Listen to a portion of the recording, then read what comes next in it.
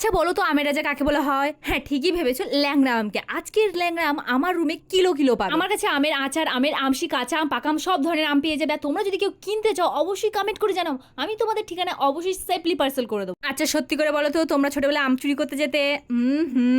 জানি জানি জানি, আমার মতো তোমরাও ছোটবেলায় আম চুরি করতে যেতে। এটা একটা মেমোরেবল মুহূর্ত ছিল। যাই হোক, আমরা এখন খুব মিস করি সেই দিনগুলো। বড় হওয়ার সাথে সাথে সেই অভ্যাসগুলো যেন কোথায় বিলীন হয়ে গেছে। আম দেখে তো আমি পুরো হাতহারা হয়ে গেছি। আজকের আমের কিমা ভর্তা, কুচি কুচি পিস পিস কইরা কাইটা হলুদ লবণ দিয়া একদম 14 গুষ্টি পাকাইয়া খাবো। যাই হোক, এখনো এক কার্টুন আম পড়ে আছে, যেটা আমি খোলার এখনো পর্যন্ত পারমিশন পাইনি। আর এদিকে আমি একটা আম কেটে খাচ্ছিলাম, অনেস্টলি গাইস ভীষণ মিষ্টি, গা পুরো গুলে উঠছে।